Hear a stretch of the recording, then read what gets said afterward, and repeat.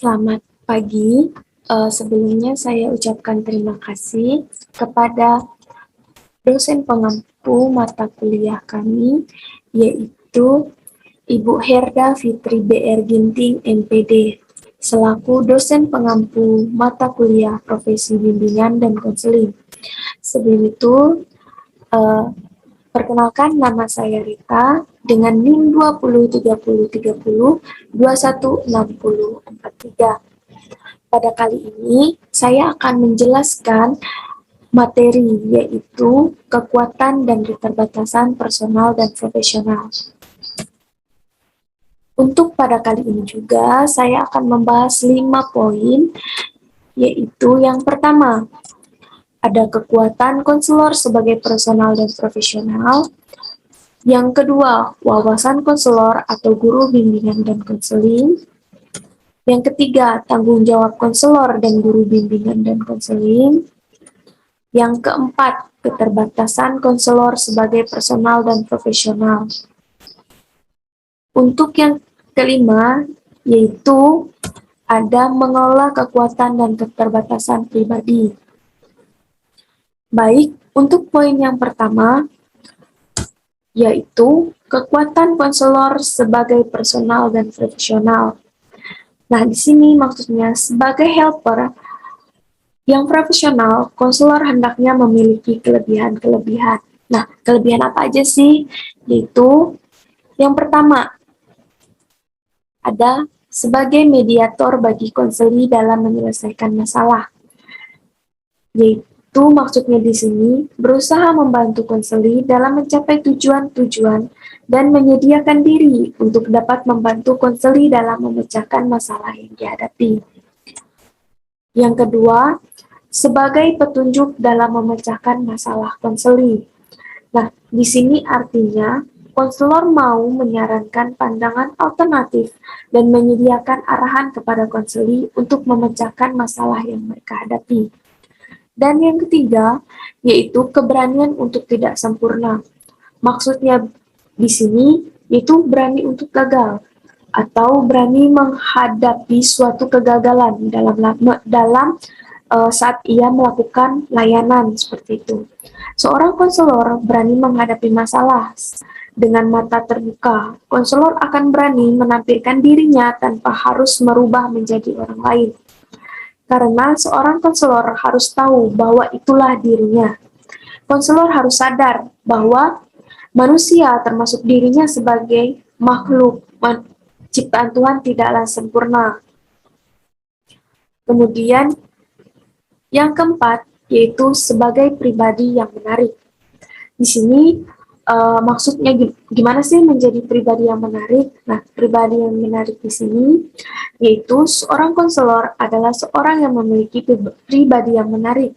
Dengan kemenarikannya atau daya tarik yang dimilikinya akan membuat konseli itu ingin meminta bantuan atau meminta layanan kepada dia gitu, kepada konselor ini seperti itu.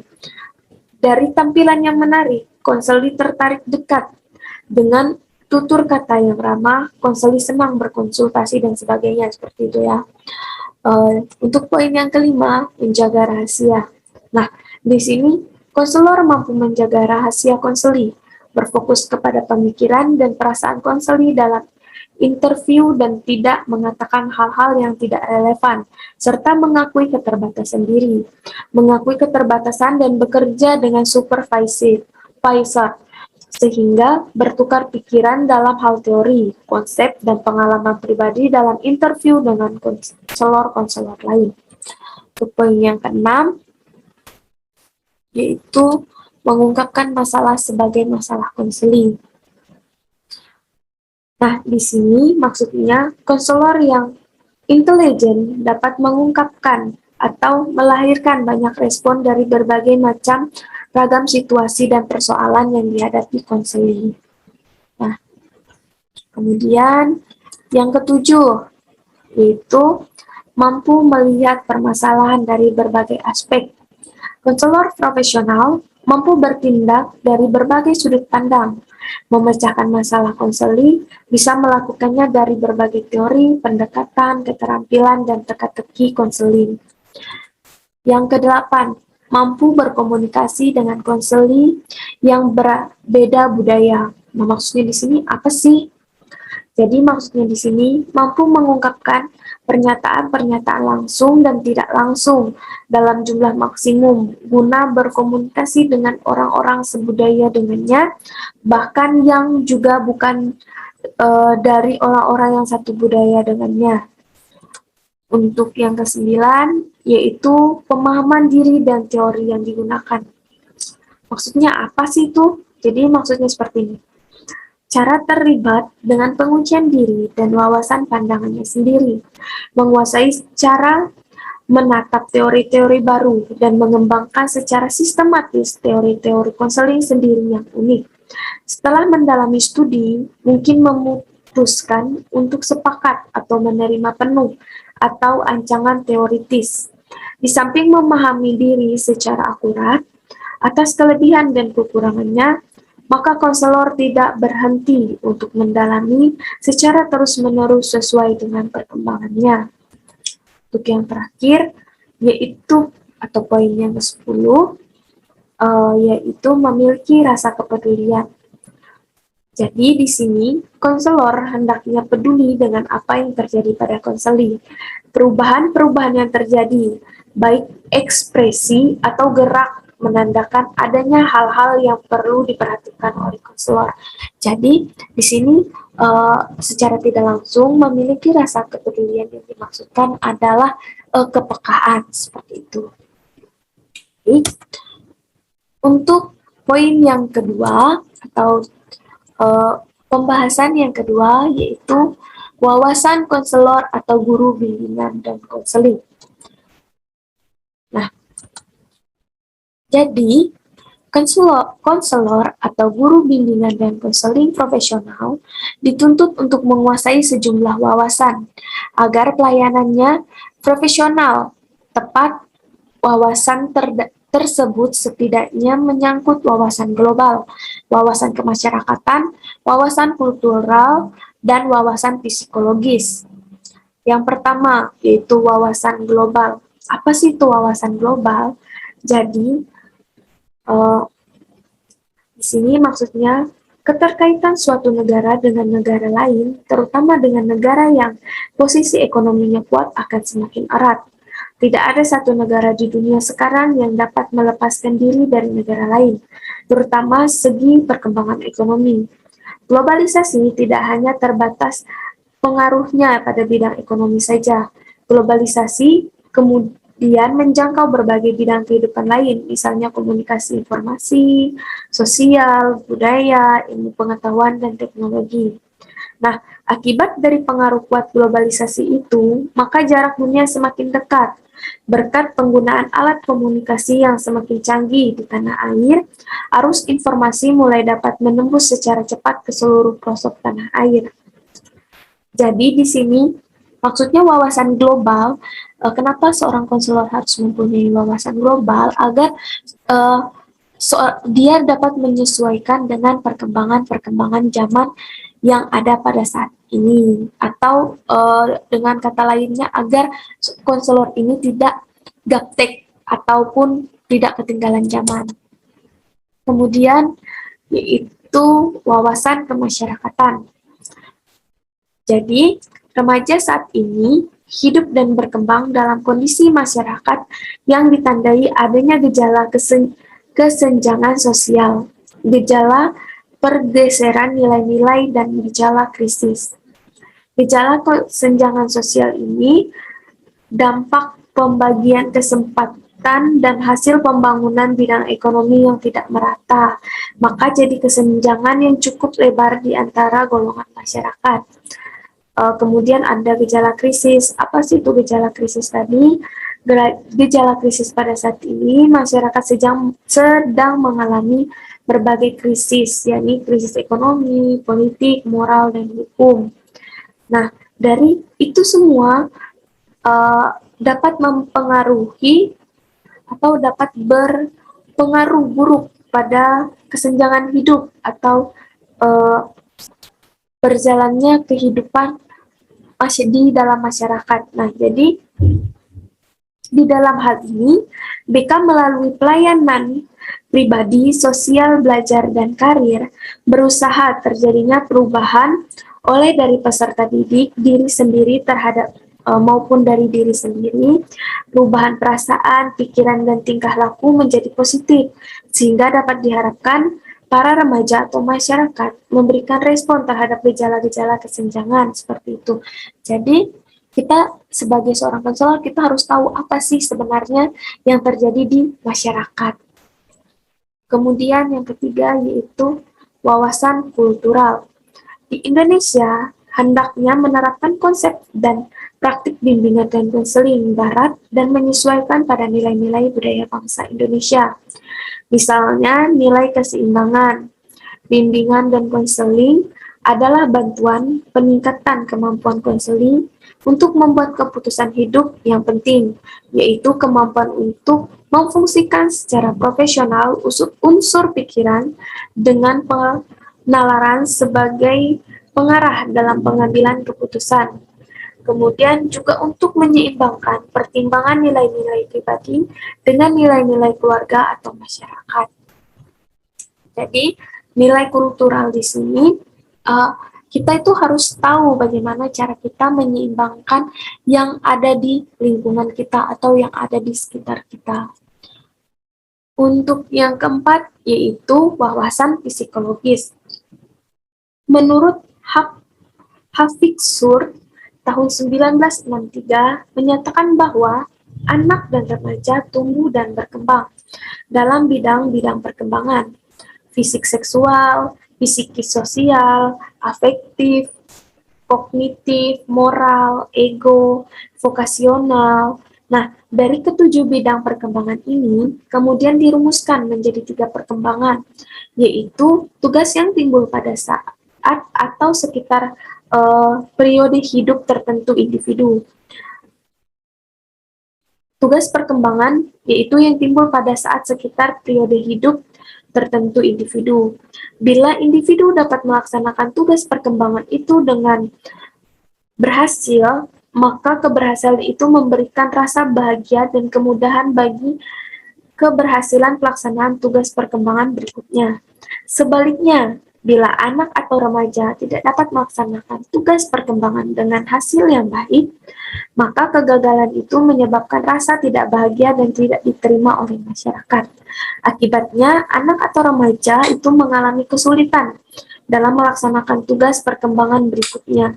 Bimbingan dan konseling membantu anak dan remaja mengembangkan perkembangan tersebut. Nah, dalam wawasan psikologis ini berarti kita sebagai seorang konselor harus tahu bagaimana cara kita membantu atau cara kita menolong anak-anak ataupun masyarakat yang ada di sekitar kita dalam pengembangan tersebut. Maksudnya di sini pengembangan yang ada di dalam diri seperti fisik seksual, psikologi sosial, sisi afektifnya, kognitif, moral, ego, dan vokasionalnya, seperti itu.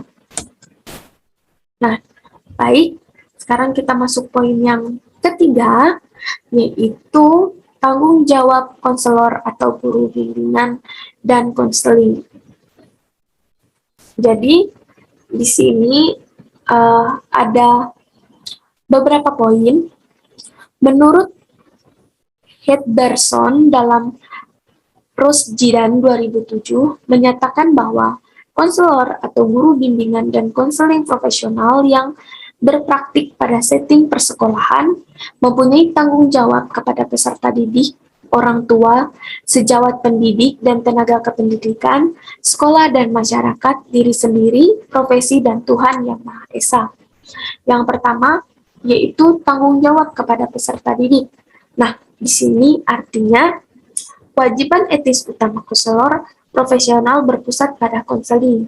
Setiap konseli memperoleh penghargaan dan penerimaan sebagai seorang pribadi yang unik. Nah, jadi di sini konselor diwajibkan menyediakan program untuk memajukan dan mengembangkan terpenuhinya kebutuhan peserta didik. Konselor menjaga kerahasiaan yang berarti berani menjamin kepada konseling bahwa apa yang telah dikomunikasikan dalam hubungan bimbingan dan konseling tidak akan keluar. Jadi di sini tanggung jawab kepada profesi itu maksudnya tanggung jawab kepada kode etik yang telah kita punya. Kemudian tanggung jawab kepada orang tua. Konselor profesional sekolah menghormati hak dan tanggung jawab orang tua bagi anak-anak mereka. Konselor berusaha membangun hubungan kerjasama yang baik dengan orang tua dari para siswa untuk meningkatkan perkembangan dan kesejahteraan konselor maupun konseli. Nah, tanggung jawab kepada orang tua di sini berarti konseli itu atau konselor berani bertanggung jawab gitu atau berani membangun hubungan yang baik dengan orang tua tanpa harus kita merasa bahwa kita lebih tahu daripada orang tua siswa seperti itu. Yang kedua, tanggung jawab kepada sejawat pendidik dan tenaga kependidikan. Jadi, konselor atau guru bimbingan dan konseling menjalin hubungan profesional dan bekerja sama dengan para guru, staf administrasi dan pimpinan sekolah atau rekan-rekan sejawatnya. Kemudian, tanggung jawab kepada peserta didik.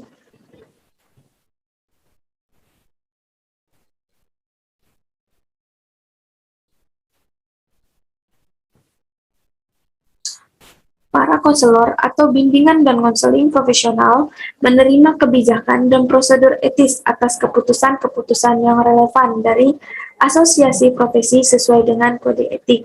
Nah, jadi di sini tanggung jawab kepada peserta didik di sini yaitu bagaimana caranya kita tadi menjalankan tanggung jawab kepada profesi. Jadi kode etik kita itu akan kita maksudnya saat kita melakukan konseling seperti asas kerahasiaan, kita akan melakukan asas kerahasiaan itu kepada peserta didik seperti itu agar peserta didik tetap merasa nyaman saat bercerita atau melakukan konseling dengan kita. Kemudian itu ada tanggung jawab kepada Tuhan Yang Maha Esa. Nah, di sini maksudnya tanggung jawab kepada Tuhan Yang Maha Esa, para konselor atau guru bimbingan dan konseling profesional meyakini bahwa pekerjaan yang dilakukannya adalah termasuk ibadah, amanat dari Tuhan Yang Maha Esa yang dielu-elukan.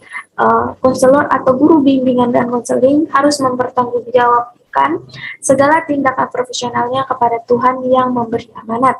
Konselor atau bimbingan dan konseling melaksanakan tugas profesional dilandasi ketakutan dan ketaatan kepada Tuhan Yang Maha Esa. Yang berikutnya yaitu tanggung jawab kepada sekolah dan masyarakat. Di sini berarti konselor berpartisipasi dalam memelihara program pendidikan dan sesuatu yang mengganggu demi untuk kepentingan terbaik konseling. Konselor membantu dalam mengembangkan kurikulum yang tepat, membantu meningkatkan proses belajar dan mengajar, serta membantu mengembangkan sistem evaluasi program pendidikan di sekolah. Untuk yang terakhir yaitu tanggung jawab kepada diri sendiri. Nah, di sini maksudnya apa sih tanggung jawab kepada diri sendiri itu? Yaitu konselor atau guru bimbingan dan konseling bekerja di dalam batas-batas kompetensi kepribadian dan mengambil tanggung jawab atas tindakan-tindakan yang telah dilakukan. Nah, konselor memelihara kompetensi profesional dan memperbaharui pengetahuan serta menyadari bahwa proses pertumbuhan profesional itu berlangsung seumur hidup. Jadi, konselor juga menyadari bahwa nilai-nilai dan keyakinan pribadi mereka berpengaruh terhadap proses bimbingan dan konseling. Seperti itu ya, teman-teman. Nah, di sini itu tadi pembahasan mengenai poin yang ketiga. Di sini kita masuk ke poin yang keempat. Kalau tadi kita udah tahu tuh tanggung jawabnya apa, sekarang kita juga harus tahu apa aja sih keterbatasan, karena konselor kan juga manusia. Tentu saja konselor itu mempunyai keterbatasan. Nah, itu di sini poin yang keempat kita akan membahas mengenai keterbatasan konselor sebagai personal dan profesional. Sebagai seorang helper yang berprofesional, sudah tentu seorang konselor mempunyai keterbatasan. Keterbatasan yang dimiliki itu yang pertama, keterbatasan dalam menyelesaikan masalah konseling. Sebagai seorang manusia, tentunya konselor juga memiliki keterbatasan dalam menyelesaikan masalah.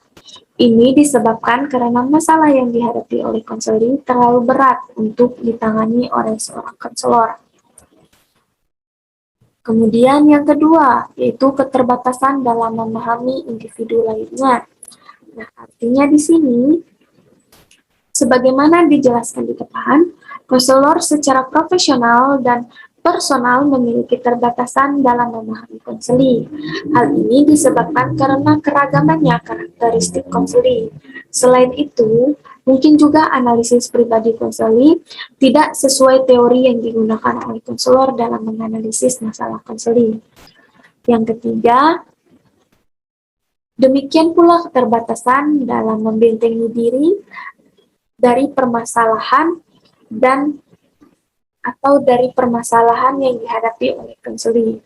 Sebagai seorang konselor, kadang-kadang kita itu sering ikut larut dalam masalah yang dihadapi konseling.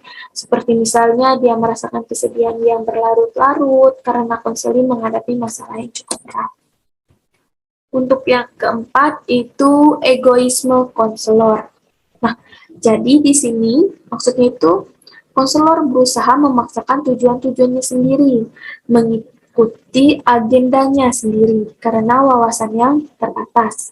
Ia hanya mampu bekerja dalam suatu kerangka saja, mungkin tidak bersedia menyediakan arahan dan dukungan yang jelas diperlukan oleh konseling. Berusaha membantu konseli dalam mencapai tujuan-tujuan konseli menurut agenda konseli dan menyediakan media yang dapat membantu konseli dalam memecahkan masalah yang ia hadapi. Kemudian, untuk poin yang kelima, yaitu berpegang pada satu cara respon.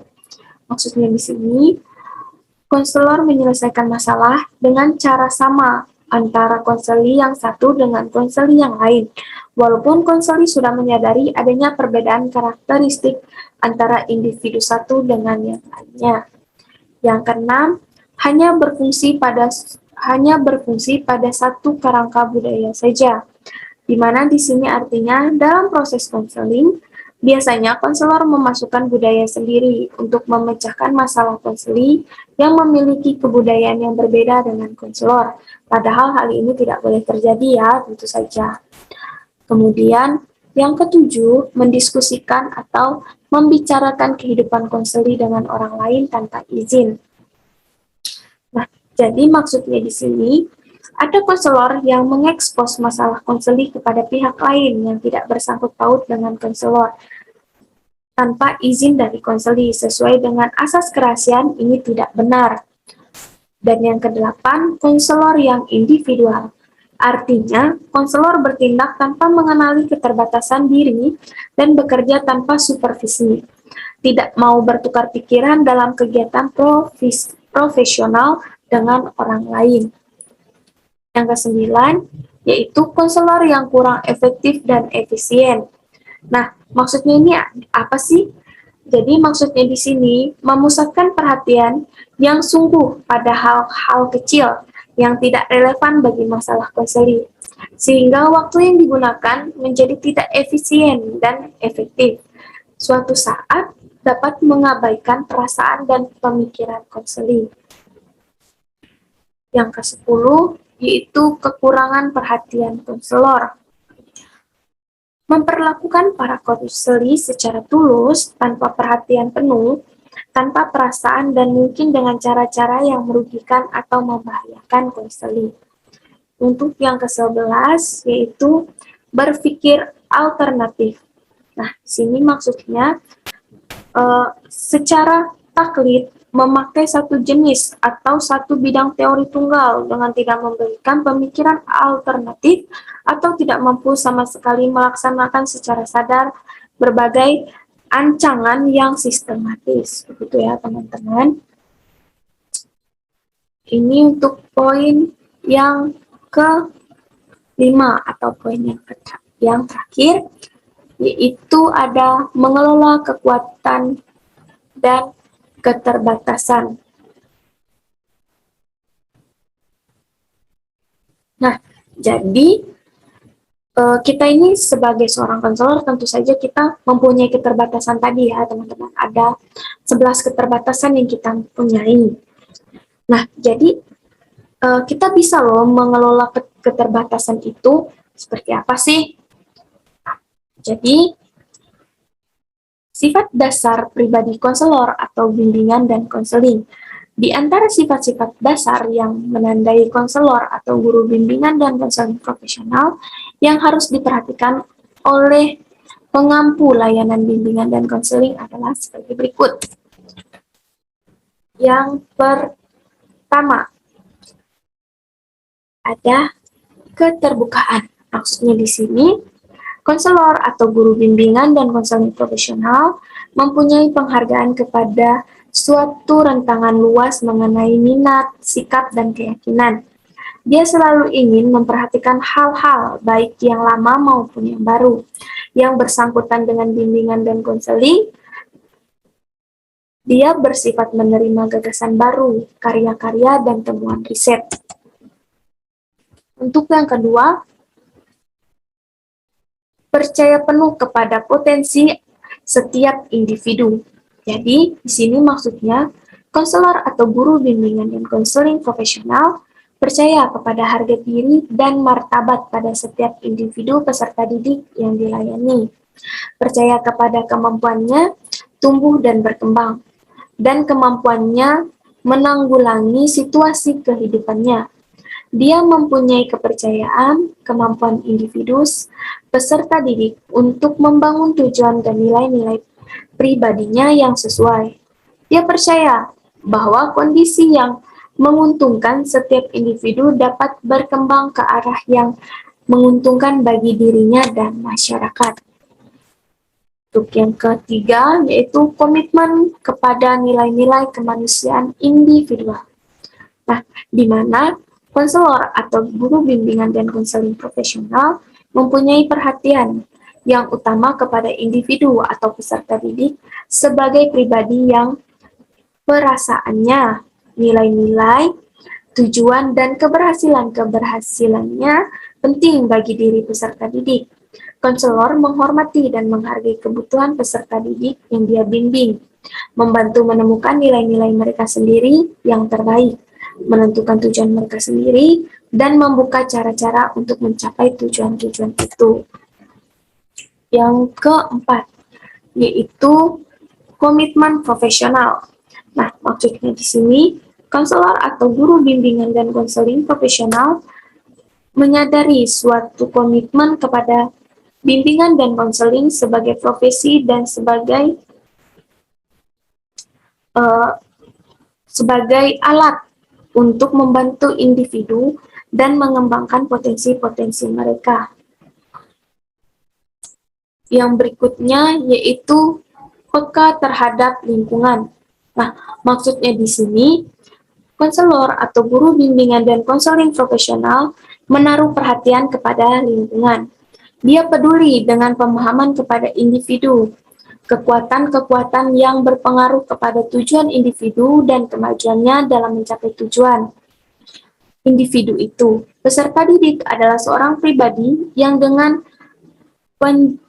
penjuangan dan karya-karya ingin menambah makna dan kekayaan batin bagi hidupnya.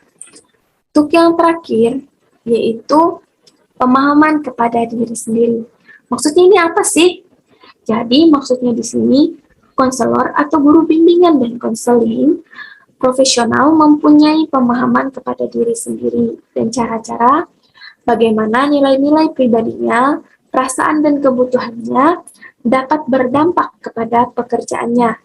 Dia harus mampu menangani aspek-aspek kehidupannya sendiri dengan cara-cara yang tidak berdampak sebaliknya kepada pekerjaan bimbingan dan konselingnya. Nah, jadi maksudnya pada pemahaman kepada diri sendiri ini, dia harus bisa membedakan mana masalah pribadi dan mana masalah umum. Dia tidak bisa menyatukan atau menyamakan antara masalah pribadinya dengan masalahnya saat melakukan konseling atau melakukan saat berhadapan dengan seorang konseling. Dia tidak bisa mencampur adukan masalah pribadinya, kemudian lalu melimpahkannya kepada konseling seperti itu.